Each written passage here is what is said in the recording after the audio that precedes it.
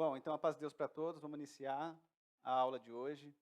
Bom, vamos então retomar a aula passada, né? A aula passada nós chegamos aqui até falando da hierarquia do mal. E nesse trecho aqui da aula, a gente viu que o mal também tem uma hierarquia. Ele se organiza também. E ele tem toda uma estrutura, assim como uma empresa tem estrutura, né, de cargos de chefia, tanto no céu tem uma hierarquia, quanto no lado do mal também tem uma hierarquia. Então nós falamos sobre essa hierarquia aula passada, né? Então ele tem toda uma organização. Então daqui a gente vai seguir para as próximas etapas. Então falando agora, a gente já viu como o mal se estrutura, vamos falar um pouquinho das estratégias dele. Quais são as estratégias que o mal define contra o povo de Deus e contra a humanidade? A gente tem então o mal aqui, ele passar desapercebido é uma das grandes estratégias do mal. Por quê?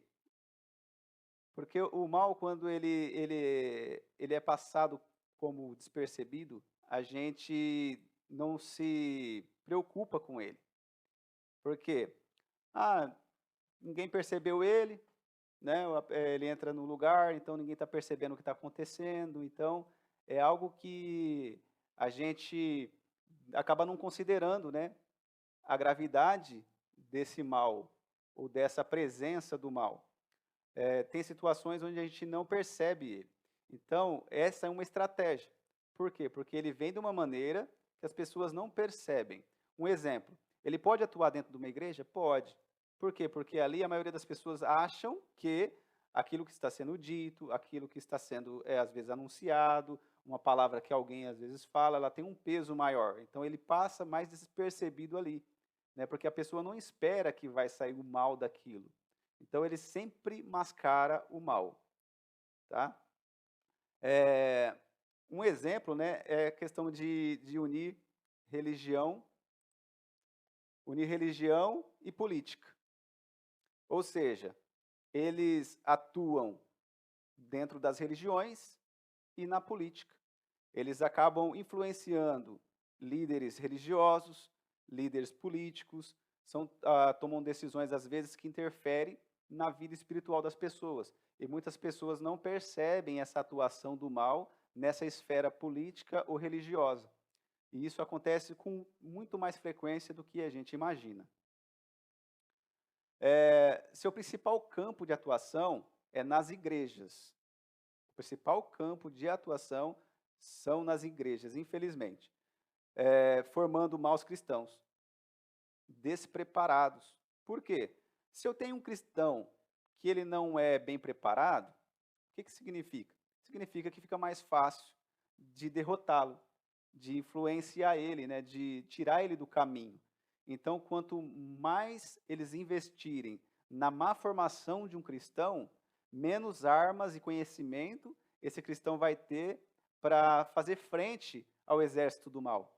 Né? Aquela questão, por exemplo, você pega um soldado que ele é bem preparado, que ele faz os treinamentos, que ele entende, que ele conhece o inimigo, ele sabe qual é o ponto fraco do inimigo, aquele soldado que ele faz treinamentos de artilharia, que se prepara, né? Que tem preparamento físico, ele vai ter uma resistência muito maior no momento da guerra. Então, quando ele consegue, o adversário consegue dificultar esse desenvolvimento do crente, ele derruba o crente muito mais fácil. E aonde que ele vai atuar dessa forma? Nas próprias igrejas, tendo maus líderes à frente das igrejas, onde ele não prega a palavra de Deus corretamente, onde às vezes pregam heresias, não pregam o que tem que ser pregado, não ensina a igreja a andar pelo bom caminho, então acaba acontecendo muitas quedas de cristãos, e cristãos mal preparados para lutar contra o mal, né? Cria santos e deuses para roubar a adoração que a Deus pertence. Então, isso desde o passado, lá, né, dos primórdios, o povo de Deus já deixava Deus por causa para adorar outros deuses, né? Baal, e outros deuses mais que tinha, eles deixavam de adorar a Deus para adorar outros deuses. Às vezes deixavam de adorar a Deus, que é o Criador, para adorar a criatura. Adoravam o sol, adoravam a lua, adoravam várias coisas, né, físicas, que são criações de Deus. Eles abandonavam Deus para adorá-lo, para adorar esse tipo de coisa, né? Então, isso é influenciado pelo adversário. Cria imagens de esculturas, imagens ou outros deuses, que as pessoas acabam adorando, né, deixando de adorar Deus para adorar outros santos ou deuses que não é o nosso Deus, o Deus verdadeiro. Então, isso é uma forma deles tirar a atenção das pessoas e roubar a adoração que era para ser para Deus, acaba sendo direcionada para materiais, né? Por exemplo, como a pedra, né? Como o gesso, são coisas das quais são feitas, né, de madeira e outros itens que são feitos esses santos para adoração. Então também, outra estratégia do mal? Ele instiga o orgulho e infla a carne de líderes religiosos. Ou seja, quando ele infla, ele instiga o orgulho, o que acontece? A pessoa se enche de si e ele se orgulha da posição que ele tem. Até Cristo, né, fala sobre aí daqueles que desejam os primeiros lugares nas igrejas. Por quê? Porque eles querem, na verdade, mostrar o poder que eles têm e acaba esquecendo de que o líder de uma igreja, um líder religioso, ele está ali para servir e não ser servido. Quando ele quer ser servido, ele toma o lugar de Deus e toma a adoração que era para Deus.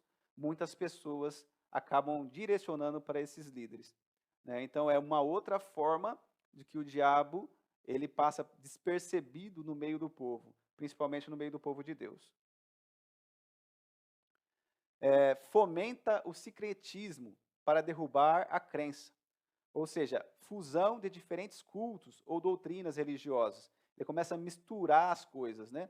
Por exemplo, traz coisas do mundo e traz para dentro da igreja e as pessoas acham que isso é normal. Hoje tudo é normal, né? Então não separam e ele está é uma forma que o diabo encontrou também de passar por despercebido dentro da igreja, é tornar tudo normal, né? Tem coisas, é claro, que a gente sabe que são exageros que acabam tendo dentro das igrejas, né? Mas muita coisa com esse pensamento de que é normal está sendo deixado de lado o pudor dentro da casa de Deus, o cuidado e o zelo com as coisas do Senhor. Então a gente tem que tomar cuidado com isso também, né? Essa fusão de coisas do mundo, de outras religiões, né? As pessoas acabam trazendo para dentro da própria igreja e não adora a Deus como deveria. Fomenta também o orgulho, o egoísmo e a ganância humana. Ou seja, quantas religiões hoje o objetivo é o dinheiro? Está descarado, né? Só que muitas pessoas acabam enveredando por essa estrada. Por quê? Porque não tem o conhecimento, não tem o acesso à palavra verdadeira e o discernimento, né, e a pregação daquilo que é para ser pregado. Não conhecem o que é o evangelho e qual que é o princípio do evangelho. Então acabam se deixando levar por falácias, né, que é por situações onde as pessoas colocam baseada no seu orgulho e pela ganância de ganhar dinheiro, de ganhar prestígio frente à sociedade. Nem sempre é o dinheiro, muitas vezes é a posição social, né, que acaba representando no meio da igreja ou no meio daquela sociedade, a pessoa acaba tendo essa ganância, né, e através dessa ganância ele acaba prejudicando outras pessoas que, por falta de conhecimento, acabam enveredando ali e deixando de adorar o Deus verdadeiro. Uma outra situação, outra estratégia do mal, né, é a ilusão social. Ou seja, muita coisa que hoje está acontecendo no meio da sociedade, ela tem uma influência muito grande do mal por trás, porque são estratégias montadas, não é de hoje que isso vem sendo construído.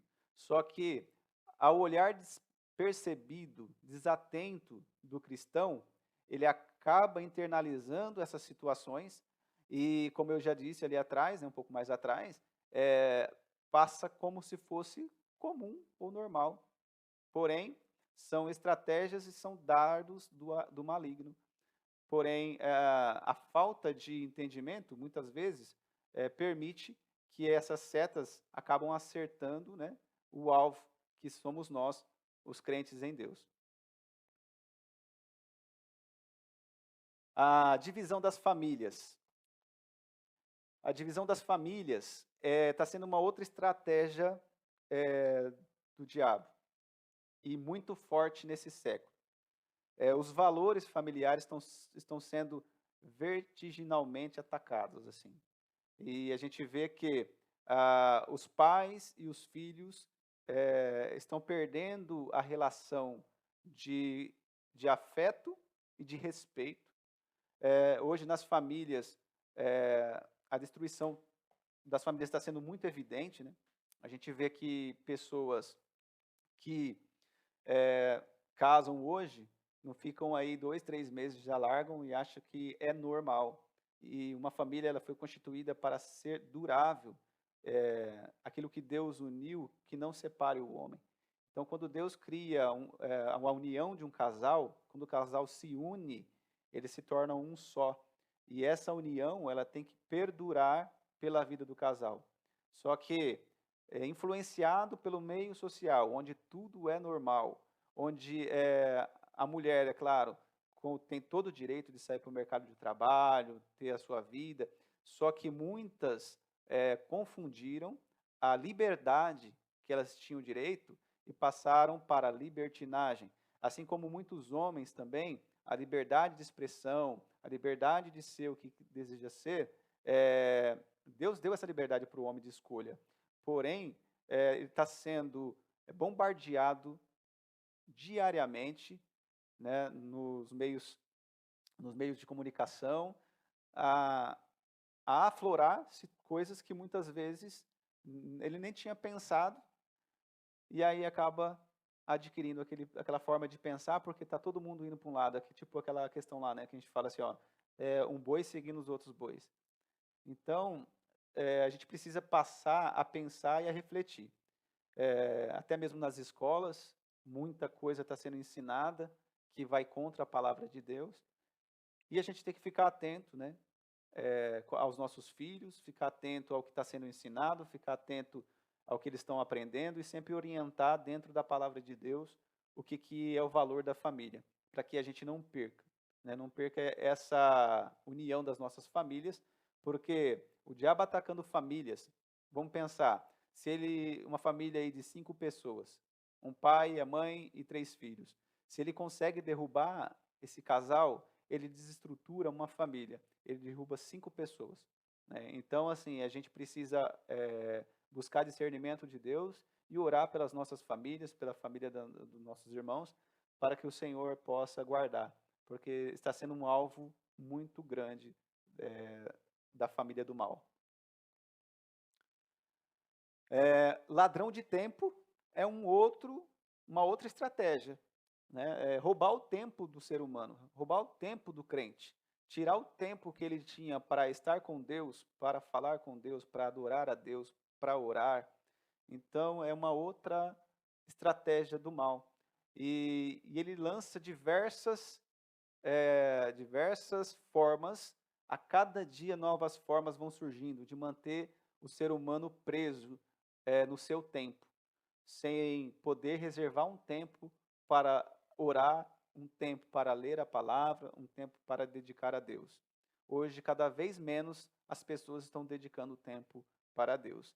Então, ladrão de tempo, tudo aquilo que rouba o nosso tempo, né, como vícios que são colocados à disposição, né, o diabo, na verdade, ele joga os cardápios à nossa disposição, né? e aí o ser humano lê os cardápios dele e acaba escolhendo várias coisas que o final é ter menos tempo para com Deus. Mentiras vestidas de verdade e sedução. Isso daqui é uma outra estratégia muito grande. Desde lá do princípio, ele usou essa artimanha, né? A mentira misturada com a verdade. Então, aquilo que é meia-verdade, meia-verdade. Então, ele usa a meia-verdade para distorcer o pensamento do homem. Onde o homem acredita, aquilo está certo, né? Não está tão errado. Não está tão errado. Então, o que não está certo, está errado. Para Deus é sim, sim, não, não.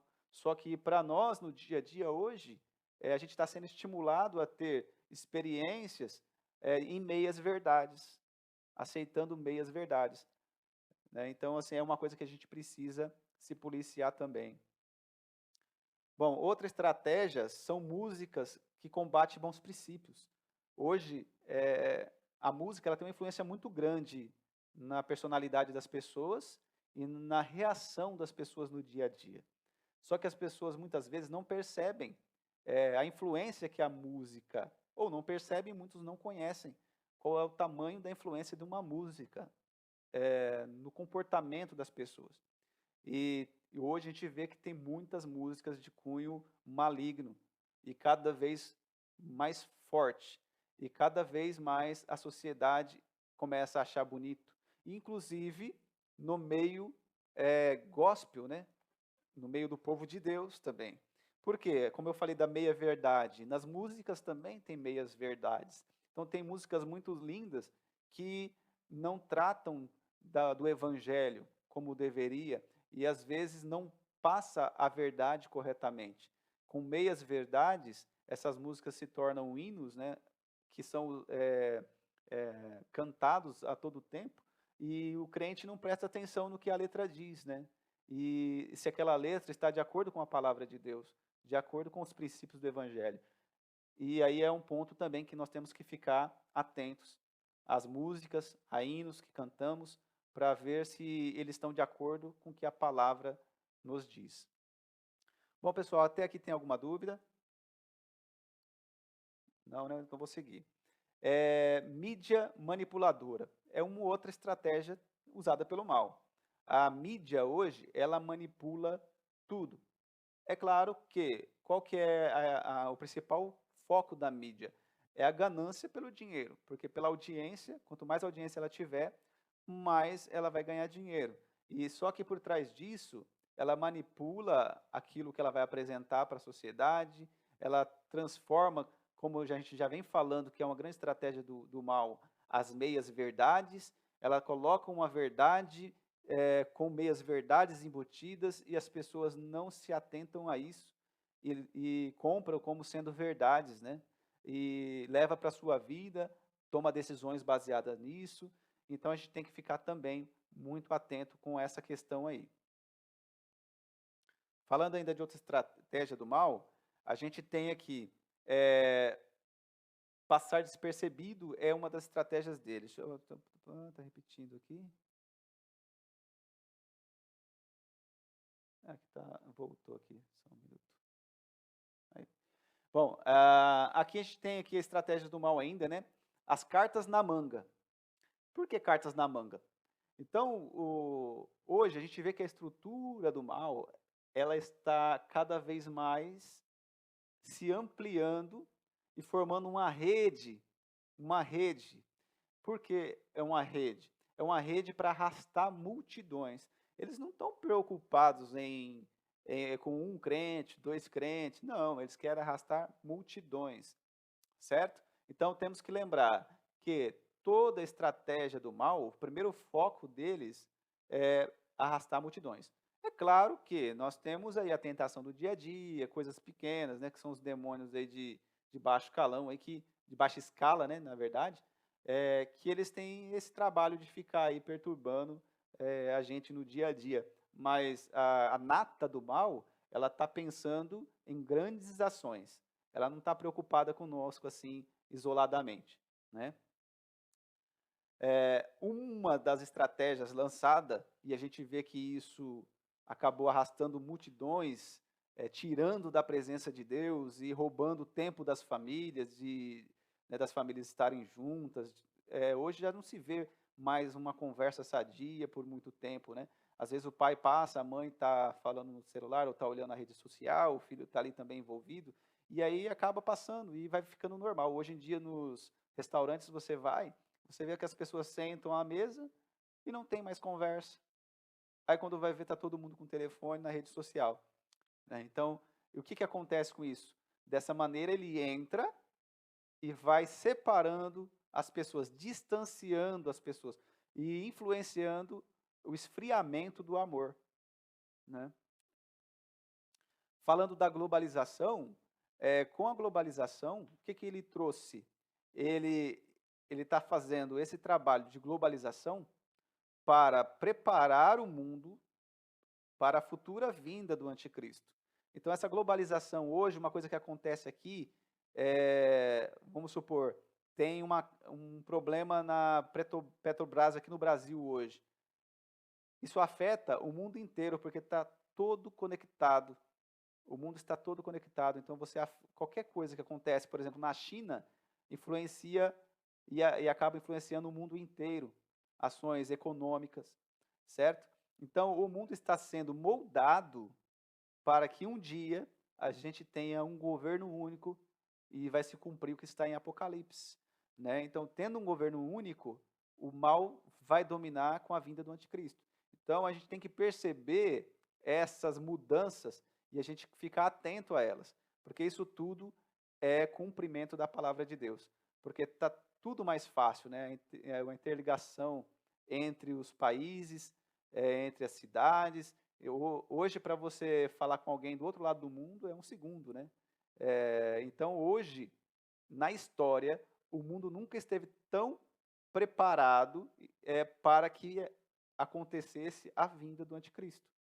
Então, hoje a gente pode entender que o mundo está, vamos falar assim, cerca de 98% preparado para a vinda do anticristo. Tem algumas coisas ainda para acontecer, porém, são coisas que no andar da carruagem a gente sabe que não vai demorar muito tempo para acontecer. A tecnologia. Hoje, a tecnologia está avançando cada vez mais rápido. A cada 2 anos dobra a capacidade de processamento de um computador. Então, ela não aumenta, ela dobra. Então, você imagina para onde a gente está caminhando, né? E hoje, por exemplo, se você pegar essa imagem que eu coloquei aqui do mundo, isso daí são todos satélites interligados que fazem varredura no planeta. O mal, ele terá domínio sobre toda a Terra, né? Através dos satélites, eles vão conseguir rastrear a qualquer lugar do planeta. Rastrear, transferir informação. Então, assim, se a gente chegar a um estado onde o mundo for dominado pelo mal, não tem escapatória se não for por Deus. Então, a igreja precisa se preparar para esse momento, porque vai ser um momento na história.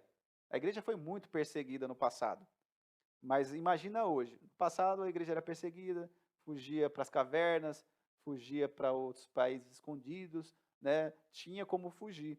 Hoje, a tecnologia, ela possibilita rastrear coisas até debaixo da terra. Então, nós sabemos que vai ser algo muito difícil, caso Deus não tenha misericórdia da sua igreja. E aí, falando ainda de tecnologia, a gente está em plena evolução, né, da IA, que é a inteligência artificial. Esse é um caminho que a humanidade entrou, pelo qual não tem mais volta, né? Ou seja, muitos trabalhos vão ser substituídos e outras coisas mais, né, que vai acontecer, que não é o foco hoje da gente entrar muito a fundo sobre esse assunto, mas a inteligência artificial, ela tem um potencial muito grande, né, de evolução. Porém, tem muita coisa que preocupa, porque Um exemplo, esses dias atrás eu vi uma matéria falando que uma inteligência artificial observando um ser humano fazendo café, ela foi lá e fez café. Então ela aprendeu com o ser humano. E aí não ficou por aí. Depois, essa mesma inteligência artificial, ela ensinou outra inteligência artificial a fazer o café. Então aí você imagina para onde a gente está caminhando, né? E muita misericórdia de Deus na nossa vida.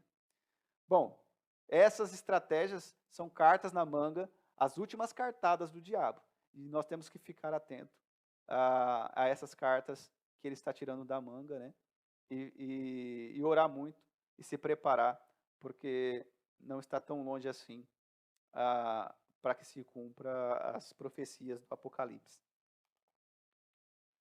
Bom, ainda falando do mal, então, vamos falar agora de possessão demoníaca. O que é a possessão demoníaca? Comportamentos que um possesso apresenta.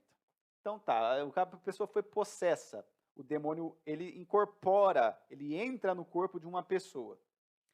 Esses demônios que entram no corpo de uma pessoa, geralmente são os demônios mais fracos, porque os demônios muito fortes, se ele entrar numa pessoa, a pessoa morre. Então esses mais fracos, eles acabam entrando dentro das pessoas, né, e dominando essas pessoas. Então, quais são os comportamentos? Né? A pessoa apresenta, começa a babar, ter espasmos, falar palavras agressivas e blasfêmias, verdadeiras aversões, verdadeira aversão ao sagrado, ou seja, eles têm aversão ao sagrado, não quer ter contato com nada que é sagrado, que representa Deus. E o olhar, né, são olhares assim, os olhos deles muitas vezes se reviram, a forma como eles olham, com aquela maneira agressiva. A respiração torna-se pesada e difícil, ou ainda ela fica acelerada e vertiginosamente ela começa a respirar, ofegante, parecendo aqueles touros, né, aqueles búfalos. Então, a pessoa que está possessa por um demônio, ela se transforma completamente. A forma de agir, o corpo treme, chega-se em muitos casos a uma alteração na consciência. A pessoa muda completamente ali a forma de consciência dela, perde completamente o consciente. Tem algumas possessões que são intermediárias, a pessoa ainda consegue ver algumas coisas, lembrar de algumas coisas, mas tem possessões que são mais fortes, a pessoa não lembra de nada. A voz da pessoa, ela fica alterada, rigidez nos membros, fica tipo com os membros duros, né? E como se fosse uma paralisia. Ela fica em transe e ao fim do processo, uma amnésia. Muitos não lembram o que aconteceu pelo que ele passou, porque na hora que ele está agindo ali, não é ele que está agindo, é um demônio que está agindo nele. Enquanto possesso, não sente dores. Isso é interessante, porque às vezes você vê, tem lá uma pessoa, entrou um demônio lá, aí chama alguém e fala, vem orar, expulsar esse demônio. Aí vai lá, a pessoa diz que está endemoniada. Só que demônio não sente dor. Aí está endemoniada, vai cair, aí coloca a mão para cair, né? Aí você vê que a pessoa colocou a mão ali para cair, para não se machucar. O demônio não está nem aí se a pessoa vai se machucar ou não. Né? Então, assim, uma pessoa possessa, ele não vai tomar cuidado em não sentir dor, certo? Então, isso é interessante porque, assim, ó, se você vê uma pessoa endemoniada, quer ter certeza que ela está endemoniada mesmo, dá um beliscão bem debaixo do braço, assim, ó, aperta bem mesmo, dá aquele beliscão bem doído e vê se ela vai reagir. Se ela não reagir, aí é demônio mesmo. Porque geralmente tem muita gente que usa situações, né? Porque a mente humana também, gente, a gente sabe que o homem ele é penso para o mal, né?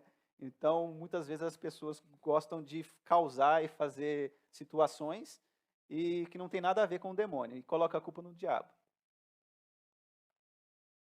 Bom, porém nós temos que tomar cuidado também com uma coisa, que são as portas abertas. Por onde que o demônio vem? por onde que ele entra na vida das pessoas, né? Então a gente precisa entender algumas coisas aqui que é muito importante para o crente entender. Qualquer tipo de envolvimento com o ocultismo é uma porta aberta. Não importa o tempo nem a intensidade. Ah, eu vou fazer só por 10 minutinhos aqui, né? Não, é só um pouquinho, é uma coisa fraquinha. Não tem problema não, eu vou só ler um horóscopo aqui, só vou perguntar para uma cartomante ali que eu fiquei curioso com uma coisa, né? Então assim, esse tipo de situação a gente tem que tomar muito cuidado, porque a porta ela está aberta, ela pode estar destrancada, ela está encostada. É uma coisa. Agora, se você abrir uma frestinha é uma frestinha. Ela está aberta. Ela não está mais fechada. Então, tem que tomar cuidado com esse tipo de situação. Né? Um envolvimento do ser humano, né? Que o crente acaba se envolvendo e acha que não tem problema. Não só o crente, qualquer pessoa, né? Essas são as portas abertas. Eu falo no caso do crente, porque é algo que a gente tem que vigiar. Mágicas, às vezes tem mágico, a mágica ela tem a ver com ocultismo, consulta de mortos, experiências psíquicas, tem muita gente indo para fazer sessões com psiquiatras, com psicólogos, né, hipnose, esse tipo de coisa, ele tem uma raiz demoníaca, ele tem uma raiz diabólica, e o crente tem que se abster desse tipo de coisa. Percepção extrasensoriais, aquelas coisas de meditação, meditações, né, orientais, esse tipo de situação tem que se tomar cuidado. Projeção astral, meditação e outras experiências místicas. Tudo que tem a ver com misticismo, com esoterismo, o crente tem que se abster, tem que ser separado desse tipo de coisa, porque isso não agrada a Deus. Como está lá em Levítico 19:31. Não vos volteis aos encantadores e os adivinhos, não os consulteis, contaminando-vos com eles. Eu sou o Senhor vosso Deus. Então, gente, quer saber do futuro? Põe o joelho no chão, ora, faz um jejum, fala, Senhor, me mostra o que eu preciso fazer.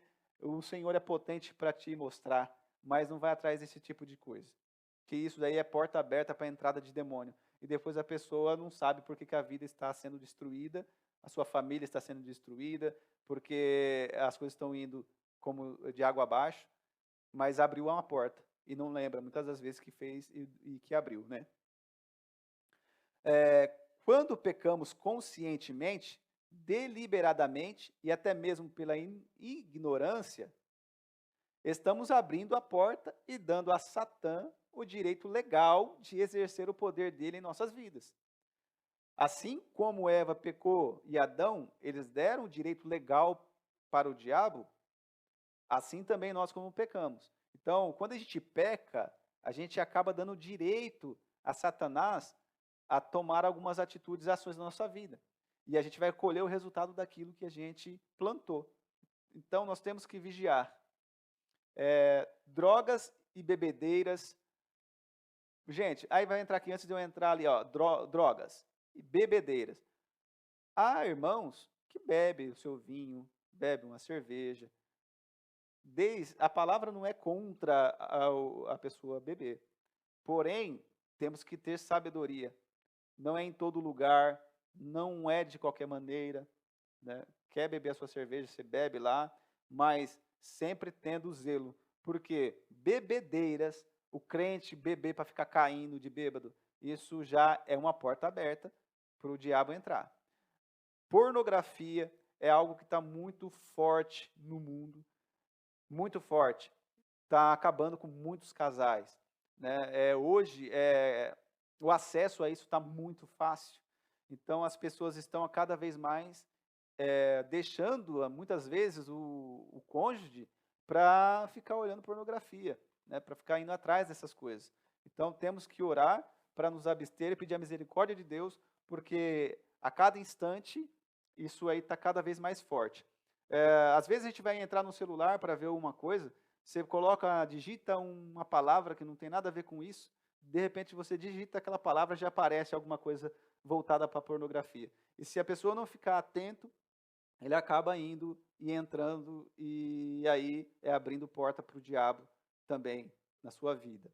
Outra coisa que muito crente não sabe e que em muitas igrejas não é dito, o sexo anal, ele não ele é contra os princípios de Deus.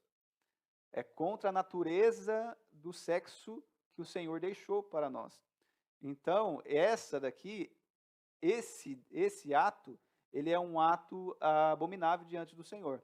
E ele é uma porta aberta para demônios também. O abuso sexual também é uma porta aberta para demônio. Em ambas as pessoas.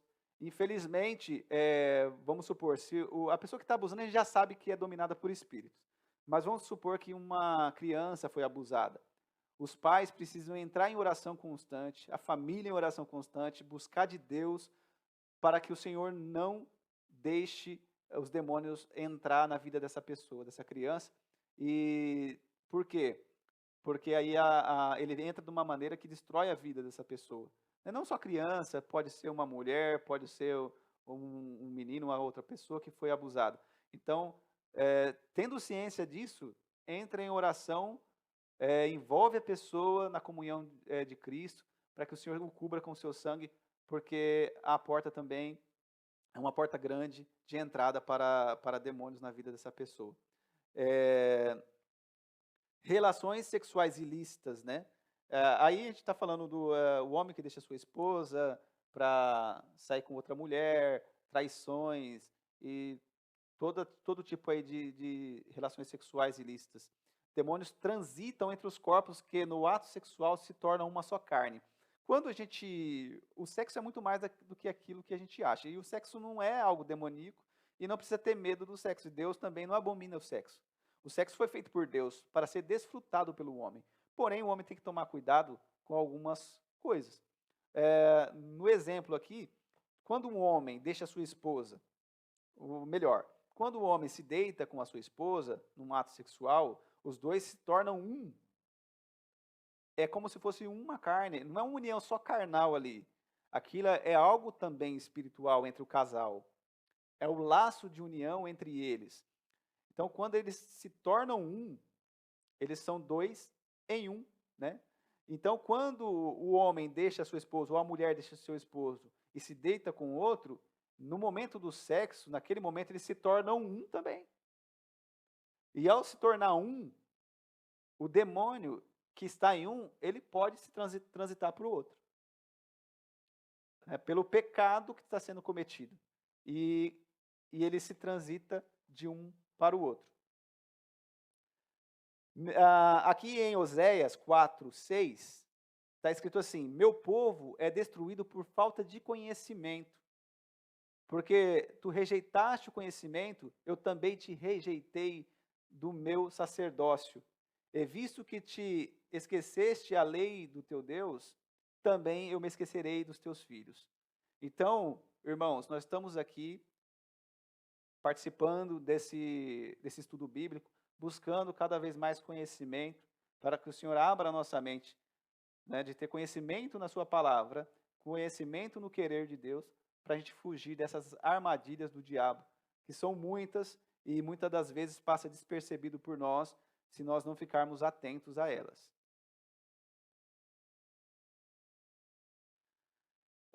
Crentes não estão excluídos desse risco. Então a gente tem que sempre lembrar: eu sou crente, o mal não me pega. Eu sou crente e o diabo não consegue me derrubar. O diabo, né? Tipo assim, a pessoa acaba achando que o diabo é qualquer um, e não é. Para a gente ter ideia, até Miguel, para falar com o diabo, ele falou: o Senhor te repreenda, Satanás. Nem ele se atreveu a repreender o Satanás ou fazer alguma coisa. Então, a gente tem que tomar cuidado porque o diabo tem poder. É claro que está seguro por Deus, mas ele tem poder. Então, não tem esse negócio de falar assim: eu sou crente, eu estou livre disso. Eu sou crente, eu posso me arriscar porque eu sei até onde eu vou. Não se arrisca. Não se arrisca. Porque se arriscando, você pode ser surpreendido. Porque o diabo é o mestre da ilusão. Ele coloca no precipício, ele coloca uma escadinha, né? Aí você fala assim, não, eu consigo ir um pouco mais, não caio. Só que de repente, quando você vai pisar naquele degrau, ele não existe. E aí você vai ladeira abaixo. Então, vamos nos policiar. Uma outra coisa importante, né, falando, más atitudes podem gerar problemas, não só os demônios. Tem muita coisa na vida das pessoas que são atribuídas para os demônios, é atribuída para o diabo, é atribuída para Deus, que não tem nada a ver com o mundo espiritual. Foi uma decisão errada da pessoa, tomou uma decisão péssima. Não analisou, não tinha o conhecimento, como fala aqui nessa palavra, né, que o povo padece por falta de conhecimento. Então, muita coisa do dia a dia que acontece na vida das pessoas não tem influência demoníaca e nem espiritual. São decisões da própria pessoa. Então a gente tem que saber discernir o que é uma decisão, uma má decisão, do que é uma influência maligna, o que é o demônio, um demônio manifestando, né, ou uma atuação na vida de alguém, ou o que é a própria atuação da pessoa, a escolha da pessoa, as escolhas que ela tomou. Vou dar um exemplo. A pessoa está namorando. Aí descobre que o namorado bebe demais. Vive em bebedeira. Ah, mas eu vou casar, mas o Senhor vai fazer uma obra. Tá bom. O Senhor tem poder de fazer. Mas, aí a pessoa vai lá e casa. Aí a pessoa, ela não vai mudar o jeito dela 100%, né? Ou nem nada, às vezes não muda nada. E aí casa, a pessoa começa a sair para as bebedeiras. No começo é o santinho, depois começa lá, dá problema, bebedeira, bebedeira. E aí, o demônio está fazendo isso. Hoje eu estou sofrendo, Deus me permitiu cair nisso daí. E aí não lembra que é uma decisão consciente dela, porque Deus mostrou para ela, ela soube antes. Então tem muita coisa que a gente tem que ficar atento a isso, porque a gente joga na conta do espiritual, mas é do mundo material, são péssimas decisões tomadas aqui por nós mesmos. Bom, falando de possessão, né, a gente vai entrar agora na questão da legião. Então perguntou-lhe, qual é o teu nome? E respondeu, Legião é o meu nome, porque somos muitos. O Senhor foi expulsar um demônio, o Senhor perguntou para ele, perguntou para o demônio, né, qual era o nome dele. E aí ele falou, o meu nome é Legião porque somos muitos. E aí, para a gente entender o que é uma legião, são numerosos demônios de menor calibre, que são poderosos também, organizados e batalham unidos sobre a bandeira de Satanás. Ou seja, são muitos demônios que eles se unem num propósito só. Os romanos, eles montaram esse sistema que se chamava legião. Na era cristã, uma legião era formada por 10 cortes, com 500 homens em cada corte, tinha 500 homens, totalizando 5.000. E há alguns ainda, alguns lugares que eu vi que diz que até 6.000 homens poderia ter numa legião. Não é de qualquer forma que o diabo trabalha. Para vocês terem uma ideia, uma legião, ó, ela tem essa estrutura aí, ó, ela tem um comando, e aí ele é estruturado, ó, tá vendo? Ele vai formando uma estrutura de comando, de hierarquia de comando. E aqui no final você tem os cavaleiros, que são os de menor calibre ali, né? Então a gente tem que lembrar, para você ter uma ideia, nenhum único ser humano tinha ali entrado uma legião de demônios. 5.000 demônios, em média ali, tinham tomado posse daquele corpo. Combater o mal. Então vamos lá. Então a gente já entendeu ali da estrutura, né, do que é o mal e como o mal se comporta, como que ele se organiza, as atuações, né, a gente viu também ali quais são as estratégias dele. Mas aí como que a gente pode combater o mal? Nós aqui do lado, né, do lado oposto. Senhor, tem misericórdia do meu filho que é epilético e sofre muito mal, porque cai muitas vezes no fogo e muitas vezes na água. E eu o trouxe aos teus discípulos, mas não o puderam curar. Jesus respondeu, ó geração incrédula e perversa. Até quando estarei convosco? Até quando vos suportarei? Trazei-o a mim aqui. E Jesus o respondeu, então o demônio saiu dele. O repreendeu, desculpa. Então o demônio saiu dele e o menino sarou desde aquela hora. Então, quando o Senhor repreendeu, o demônio foi. Só que os discípulos não puderam expulsar o demônio, né?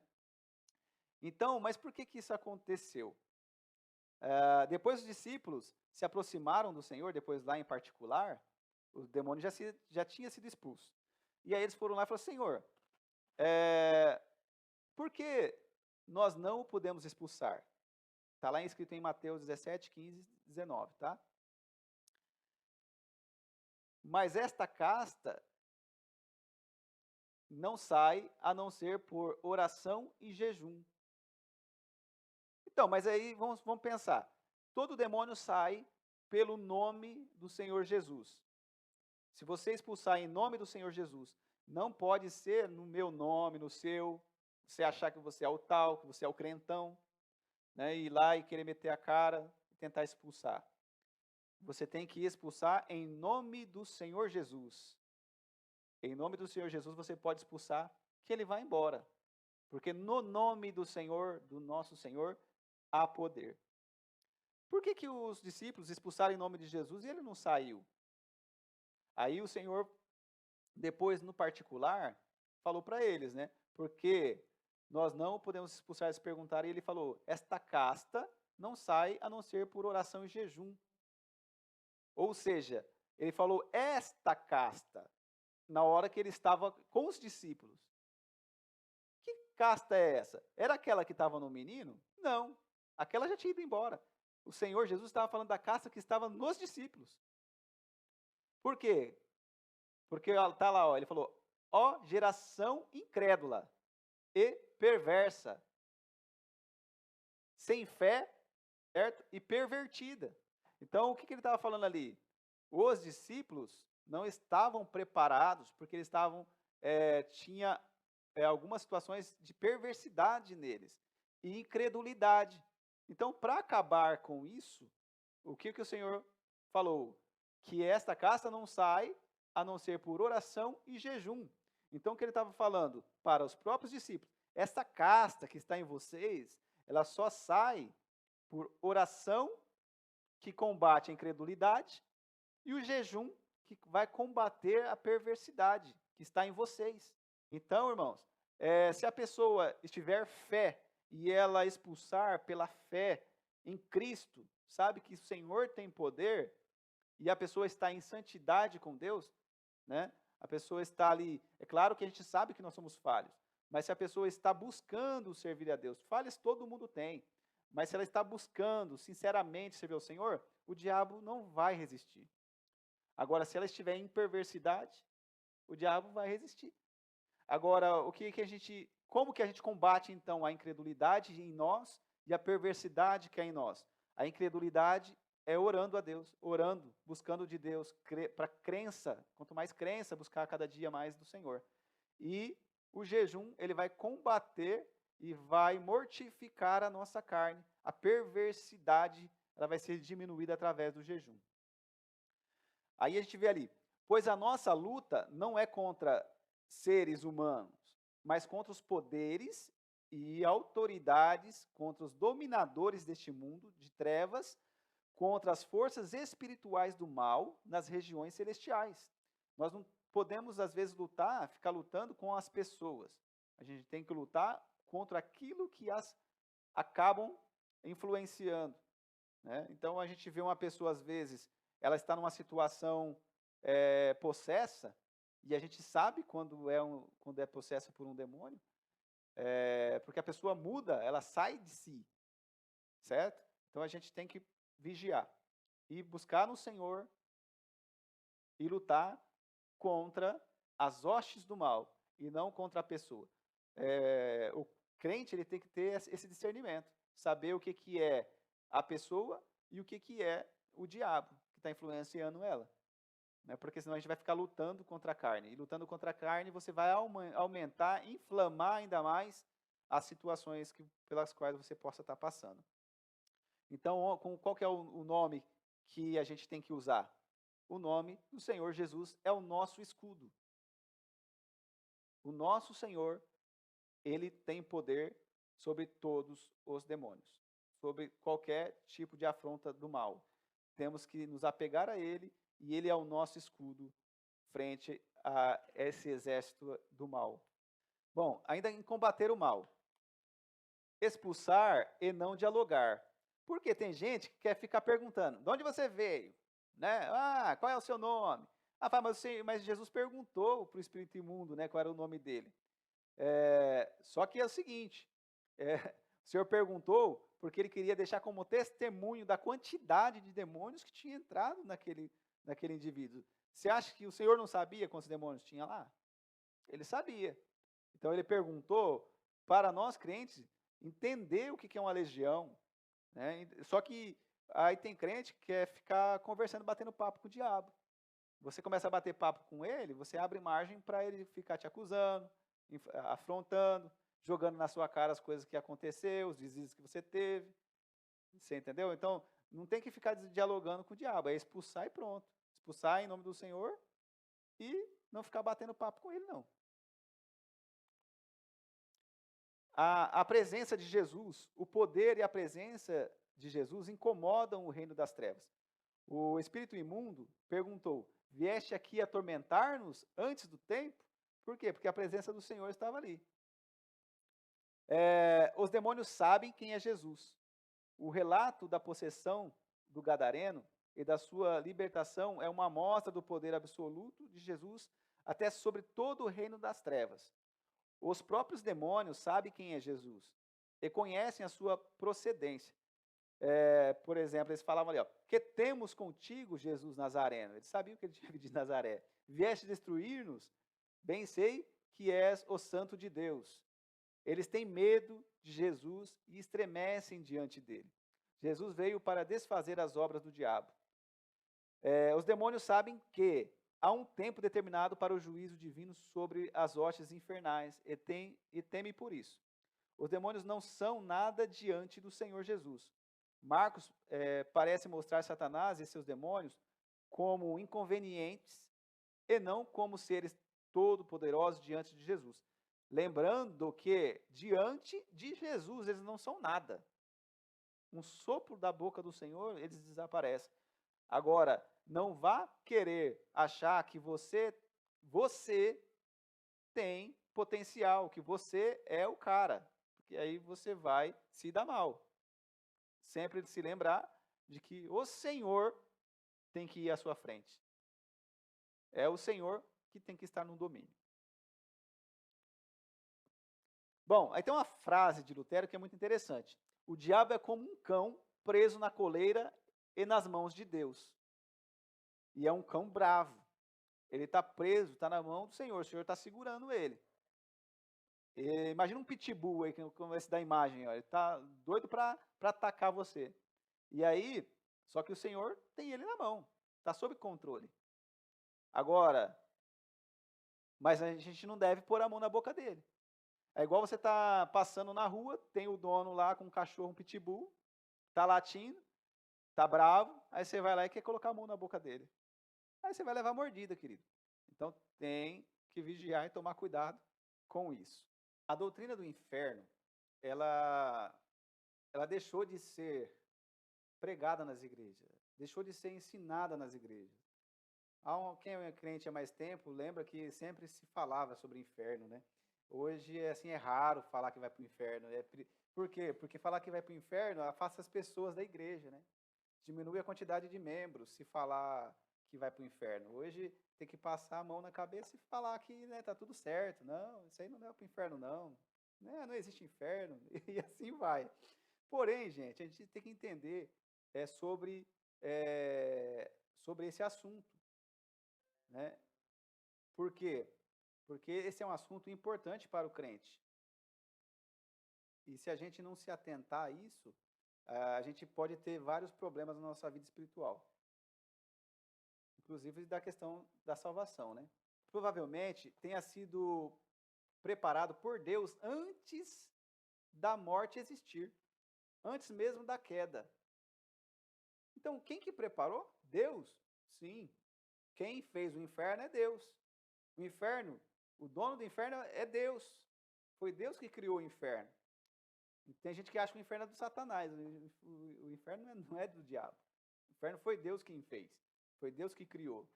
Né? O Senhor é criador de todas as coisas. Então, quem criou foi Deus. Certo? E provavelmente, antes da morte existir e antes mesmo da queda de Satanás. Tá bom? A palavra inferno se origina do latim, inferus, lugares baixos, infernos. Isso são palavras que surgiram posteriormente, certo? Aqui já é mais próximo de nós, né? Não foi lá no início, quando ele foi criado, não foi criado com esse nome. Então, falando aqui do latim.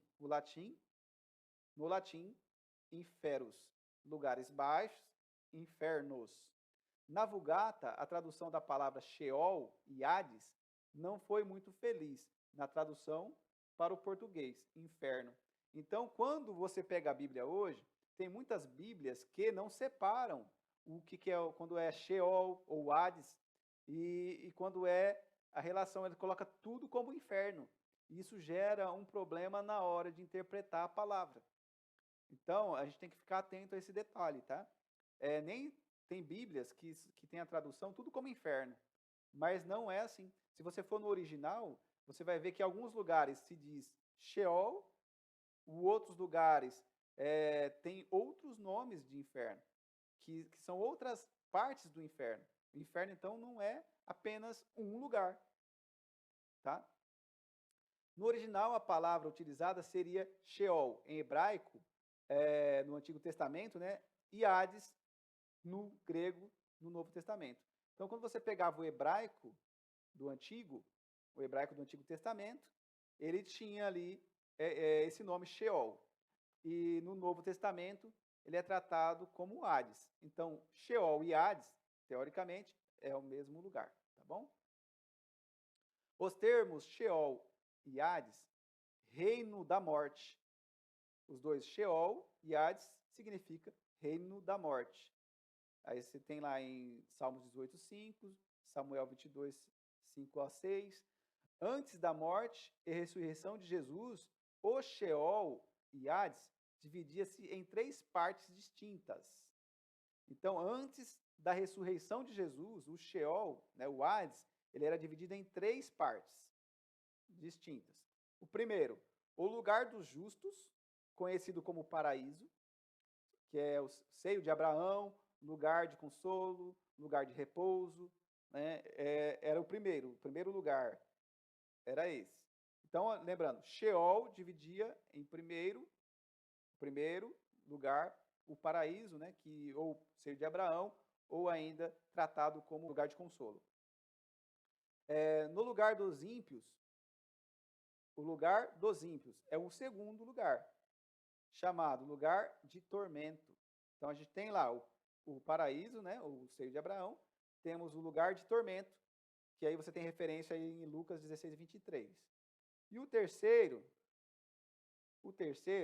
entre o paraíso e o lugar de tormento, fica o lugar de trevas. Fica o lugar de trevas, que aí em Judas 6, cadeias da escuridão.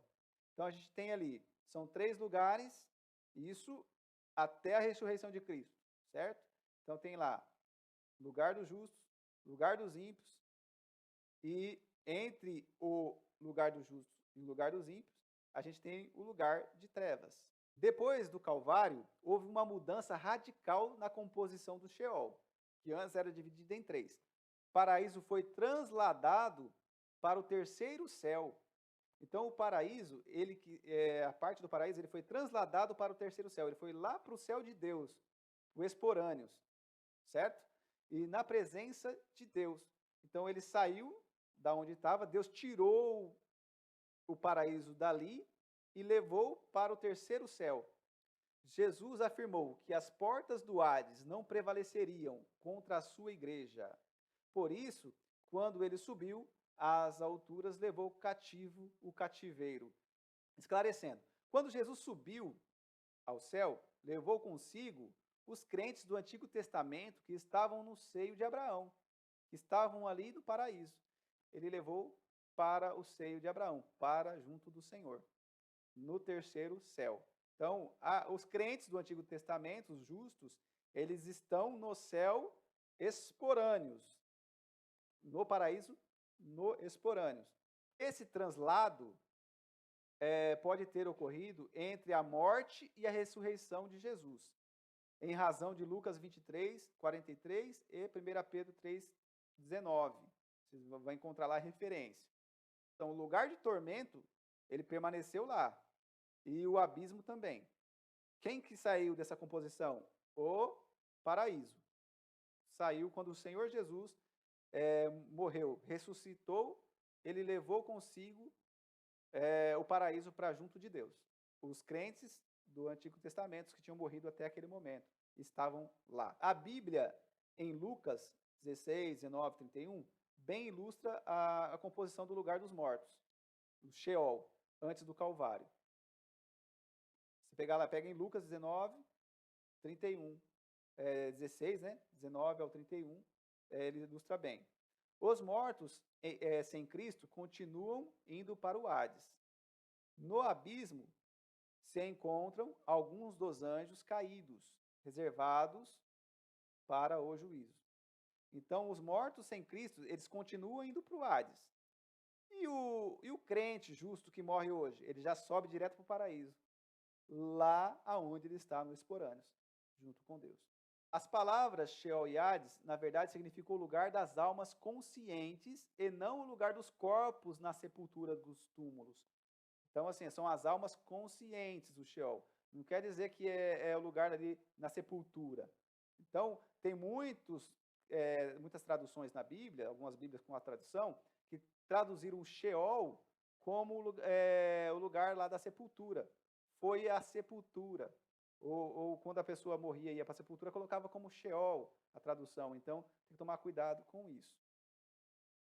Sheol e Hades não podem significar sepultura, dado que sepultura, ou túmulo, é um lugar visto, enquanto que Sheol e Hades, o lugar é lugar não visto. A gente não enxerga o Hades e nem o Sheol.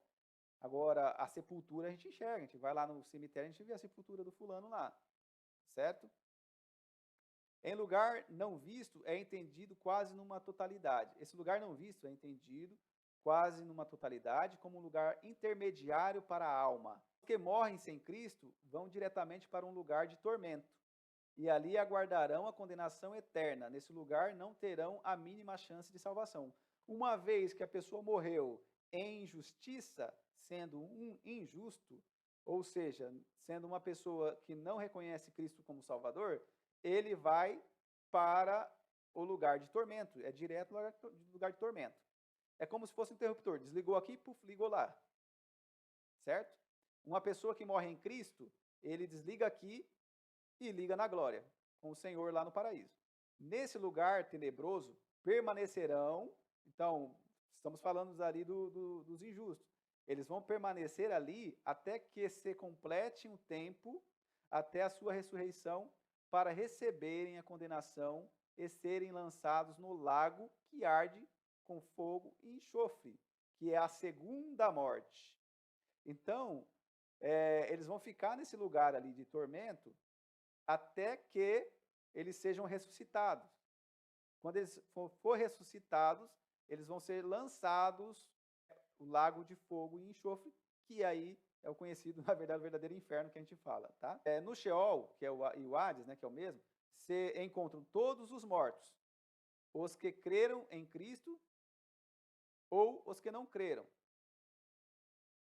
Dá-se o nome de intermediário porque as almas nesse estado aguardam o dia em que ressuscitarão para a vida eterna ou para a perdição eterna. 1 Tessalonicenses 4, 15 ao 17. O que é o Guiena?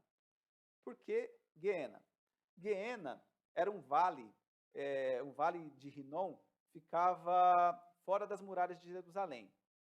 Então é um vale mesmo o lugar, sabe? Ficava fora das muralhas de Jerusalém.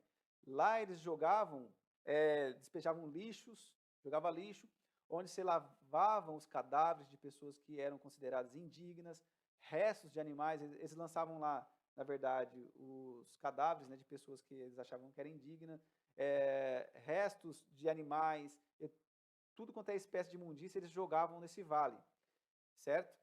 E aí eles usavam enxofre para manter o fogo aceso, eles tacavam fogo e lançava enxofre para manter aquele fogo sempre aceso. Então nunca se apagava. E o lixo sempre estava queimando ali, né? E também, devido aos corpos de animais e de pessoas que eles jogavam lá, tinha muitos bichos ali. Por isso que o Senhor fala lá, né, que é um lugar onde o fogo não apaga e o bicho não morre. Então, o Senhor usou essa figura para falar do inferno, que era uma figura muito próxima do que o povo ali de Jerusalém reconhecia, né? E eles tinham como referência. Então, o Senhor usou essa figura para eles entenderem o que seria o inferno. Neste lugar, até os judeus queimavam suas crianças em sacrifício aos ídolos, no caso, por exemplo, o Moloque. Os próprios judeus do povo de Deus pegavam os filhos e iam queimar lá em adoração nesse lugar. Então é um lugar tenebroso, né?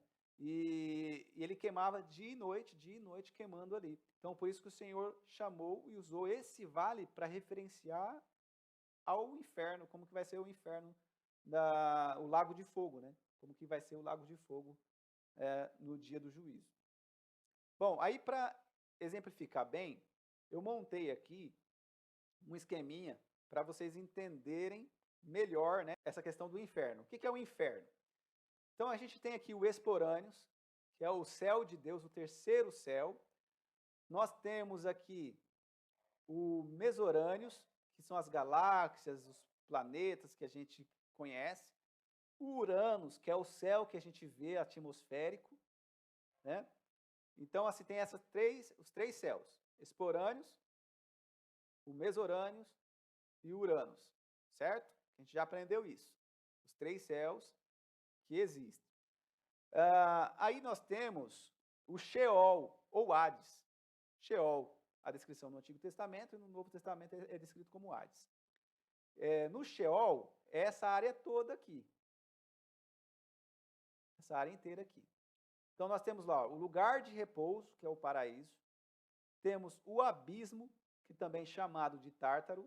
Existem alguns teólogos que separam isso, fala que o abismo e o Tártaro são lugares diferentes, porém seria nessa mesma região de trevas. O lugar de tormento, temos o lago de fogo, que é o Guiena, chamado Guiena na palavra. Certo? Então, tudo isso daqui é o chamado inferno. O inferno é tudo isso daqui. Quem que criou esses lugares? Deus.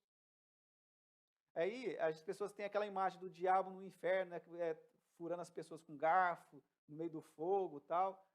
Lá no lago de fogo não tem ninguém ainda. Não foi inaugurado. Está zerinho lá, 0 quilômetro. Aonde tem gente? Aqui, no lugar de tormento, aqui no lugar de repouso, e no abismo, no Tártaro, tem anjos em prisão. Certo? Aí, vou fazer aqui uma simulaçãozinha junto com vocês. A gente tem aqui também, então aqui é onde a gente vive, né? No mundo, vivendo-nos aqui, nessa região. E aí nós temos aqui o lugar que é a sepultura, que Keber em hebraico e em grego Minemetron. Eu acho que é assim que se diz, né? A pronúncia. Então a gente tem aqui uma estrutura de como que seria todo esse, o que nos envolve desde o céu até a sepultura. Aí eu tenho lá justo e o injusto. Dois estão ali passeando, tranquilo na rua. Aí vem o caminhão. Pá, matou os dois. Morreu o justo e o injusto. Agora, o que vai acontecer com eles? Eu coloquei ali o amarelinho como sendo a alma do justo e o cinzinho ali, a alma do injusto. Certo? Os dois morreram, foram sepultados. Então, o corpo foi para onde? Para a sepultura, para a terra. A carne, o pó, volta ao pó. Foi para a terra. beleza? E o azulzinho aí é o espírito. Então, nós temos a carne, o espírito e a alma, que nós também já aprendemos. E aí, agora, então, o que acontece nesse momento? A pessoa morreu, a carne foi para lá, para a sepultura, porém, para onde vai o espírito? O espírito vai para o esporâneo. O espírito volta a Deus que o deu. Ah, do justo e do injusto? Sim, porque é de Deus, o espírito. Volta para Deus. Agora, e a alma? A alma do justo vai para o lugar de repouso. E a alma do injusto para o lugar de tormento. Simples assim. Aí, qual que é a diferença depois de que Cristo morreu e ressuscitou? O lugar de repouso, o paraíso, que é esse azulzinho ali, ele foi transladado para o esporâneos, para o céu de Deus. Então, hoje, quando a pessoa morre, ele vai para o lugar de repouso, só que o lugar de repouso está lá no esporâneo com Deus. Aqui no lugar de repouso, é o lugar dos justos até a ressurreição de Cristo. Atualmente está vazio, foi transferido para o terceiro céu. Então, hoje está vazio porque todo mundo que está morrendo está indo para o terceiro céu. As pessoas que estavam aí foram transferidas para o terceiro céu. O abismo, fortes anjos caídos, prisão do diabo por 1000 anos.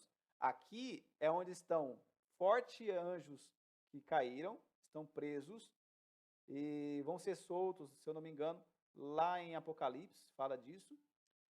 E aí nós temos também o lugar onde o diabo será preso por 1000 anos. É aí que ele vai ficar preso por 1000 anos. Depois dos 1000 anos, o Senhor liberta ele por um curto espaço de tempo, e ainda ele vai levar muita gente com ele nesse curto espaço ainda de tempo. Depois a gente vai aprender isso mais para frente, lá em Apocalipse. Aqui no lugar de tormento, é o lugar dos injustos até a segunda ressurreição, ser julgados e lançados no lago de fogo. Aí no lago de fogo será lançado quem? A besta, o falso profeta, Satanás e seus anjos e demônios, né? Anjos e demônios, os injustos e a morte vão ser lançadas no Guiena, que é o lago de fogo. Hoje a gente entendeu como que é essa estrutura, né? Quando a gente morre, para onde a gente vai, como que funciona. É por isso que o Senhor, quando ele foi morto no madeiro da cruz, né, antes de ser morto ali, quando o ladrão falou para o Senhor assim, para o Senhor ter misericórdia dele, ele falou, né, que hoje mesmo tu estarás comigo no paraíso. Por quê? Porque naquele momento que ele reconheceu Cristo como o Senhor dele, ele já estava apto a ser salvo. Então, a gente já entende que a salvação, ela não está amarrada nas obras, porque se ela estivesse amarrada nas obras, que obras teria aquele ladrão? Nenhuma, certo? Está amarrada aonde? Na crença em Cristo como Salvador. E aí, morreu aqui, liga lá no lugar de repouso junto ao Senhor, nos céus. Esse aqui agora é um lema que hoje eu estava em comunhão na parte da manhã e na hora de escrever aqui o Senhor colocou isso no meu coração. E a toda a aula que nós tivermos, no final da apresentação, a gente vai ter esse lembrete. No final, né, de todo o material também vai estar lá, esse mesmo lembrete, né, de que Jesus Cristo virá buscar uma noiva e não uma placa.